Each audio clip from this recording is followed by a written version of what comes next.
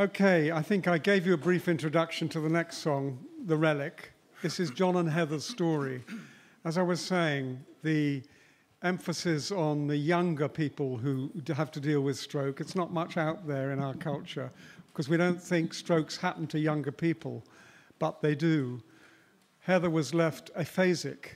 Aphasia is one of the consequences of stroke. It means you're without speech or with complications of speech and understanding. This is a big hurdle to get over. When I met John and Heather, Heather seems to me to be pretty fit. She's looking after these 4 children. She has this young baby on her hip and seems to be fully and totally and really competently engaged with the childcare and welfare of her children. So this is an incredible example to me. She seems to have extraordinary resilience and energy, and my best wishes go to them in whatever the future might hold here, because it's uncertain, I know. Crack of dawn in Belfast, on a building site. Sleepless nights, wife, 3 kids at home with newborn baby. The phone rings. A child's voice. You maybe need to come back now. That's Mummy. She's flat out on the floor. She's gone all funny.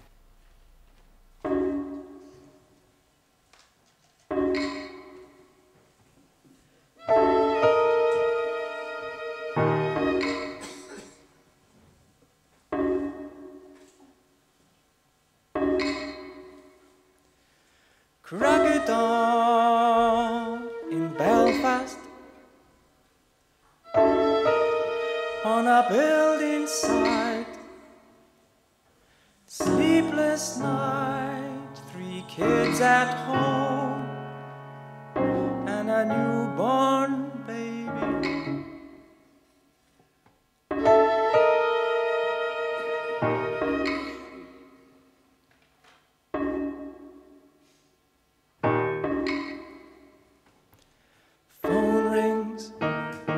It's a child's voice.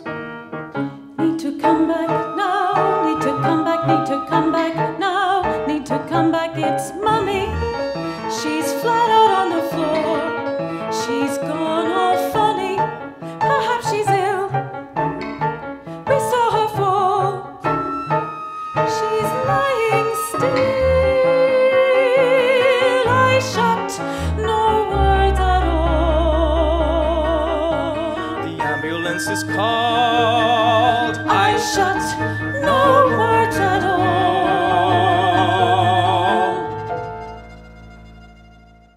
Months later, back on her feet, she'll try to speak. Is all she'll manage. How can we reverse the damage? Prospect of stringing words together bleak. Her right side weak. The baby is on her mother's hip, mimicking the angry noise of Mummy giving lip to her frustration. Is all she'll manage.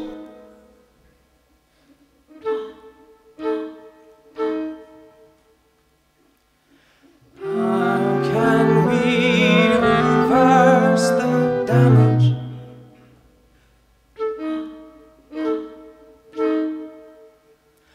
Prospect of stringing words together bleak.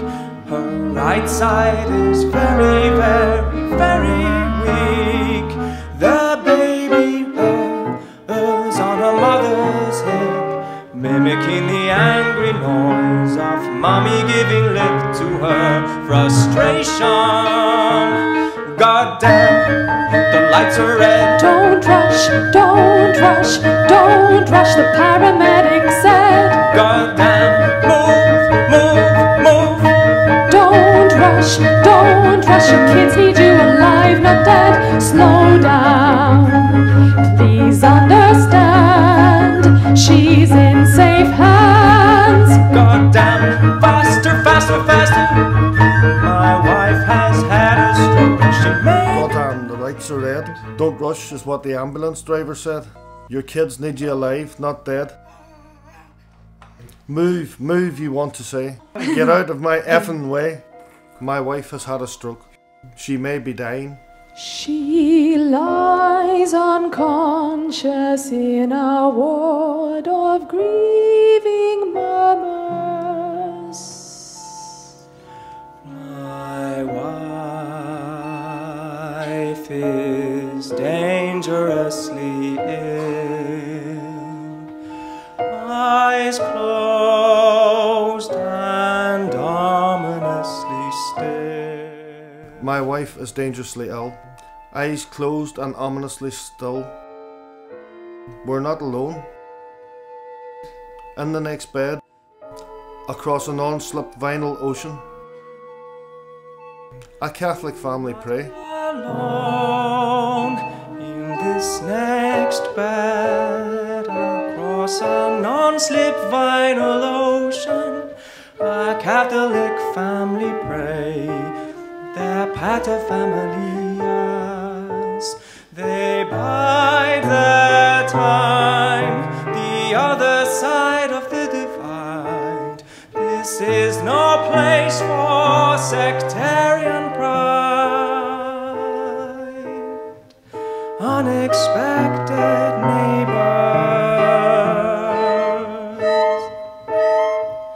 unexpected neighbors.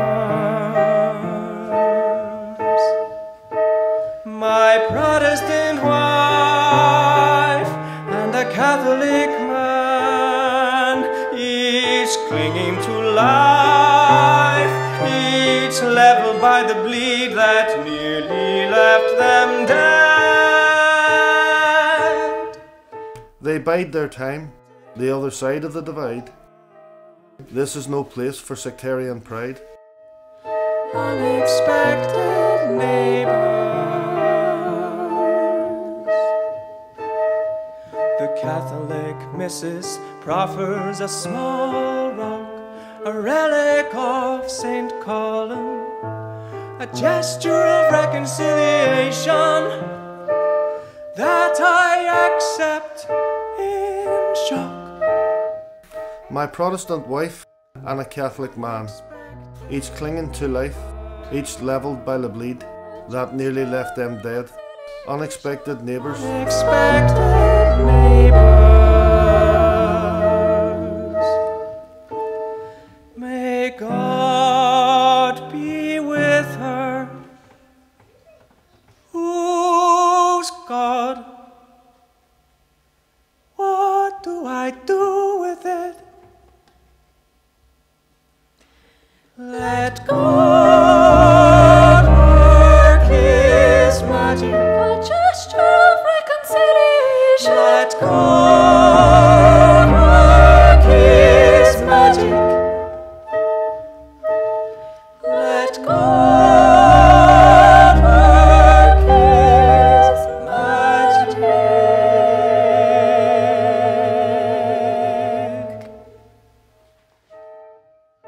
The Catholic missus proffers a small rock, compassionately, a relic of St. Columb, a gesture of reconciliation that I accept in shock.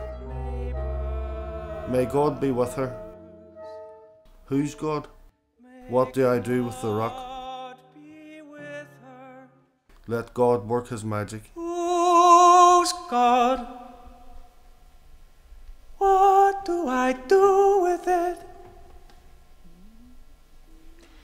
Let God work His magic. A gesture of reconciliation. Let God work His magic. Let God work His magic.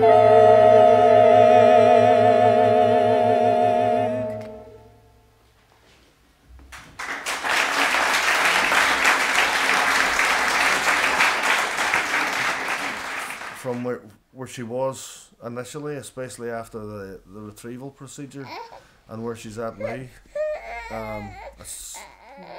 it's two galaxies apart. You look very fit to me. You know, you're well up for childcare, it seems. Looking after a young baby. And the baby has to grow up knowing that she can't speak. You can't speak, but But it'll be easier for her than it is the other three, Chris. Yes. You know, because Tori at the end of the day never has known her mum speaking. If it was to work out that her mum never ever gets speech back. How do the others find it? So, I would say 90% of the time they're okay.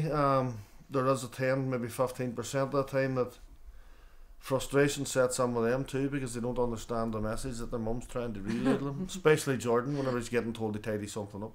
You wouldn't understand that message anyway. No, but as I say, generally, kids are very adaptable. They're very resilient, and what we've went through proved that. Do your children know what a stroke is? They have a fair indication, Chris. The one conversation I wasn't looking to have, irrespective of either how severe the news was going to be to the kids, or maybe how bright it was looking for the future, it was still a conversation that I wasn't looking forward to having. But the Wednesday that we came down from the Royal, Heather was transferred to Altnagelvin. Whenever I brought the kids in for their tea that night, I lifted them with Heather's sisters and brought them home and sat them down at the kitchen table and explained. And as soon as I mentioned the word stroke, I had a fairly good understanding of maybe not exactly what a stroke was, but the severity of it. So no, the kids were amazing. The kids were resilient. I'm not saying they weren't misbehaved or over the months that their mum was in the hospital that they didn't have the same underlying problems that you would have with kids, but as regards their mum's condition and their general, I suppose, how they were feeling and how they reacted and how they coped, the kids were amazing. How do you feel now about the future? Is it still 1 week at a time? No, well, I know now we have a future, irrespective of what the future's going to hold.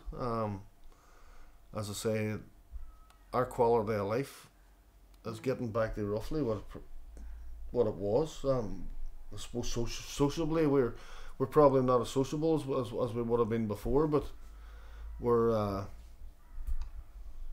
getting back to where we were.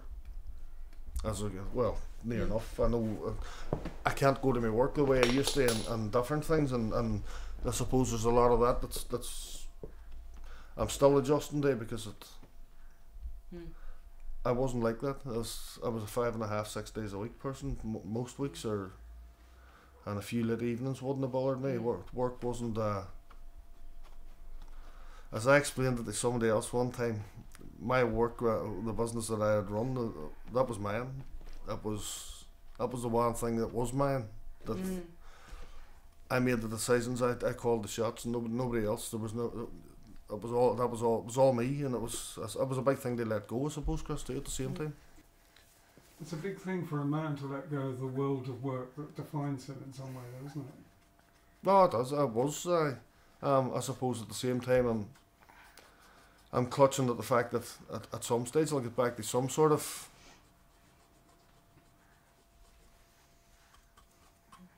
tick off for where I've left off or whatever, you know what I mean? And as I say, I suppose even now I'm still getting out to do me bits and pieces and one thing and another. So it's going to be a waiting game to see how that fans out. But we'll get there. Money's not everything.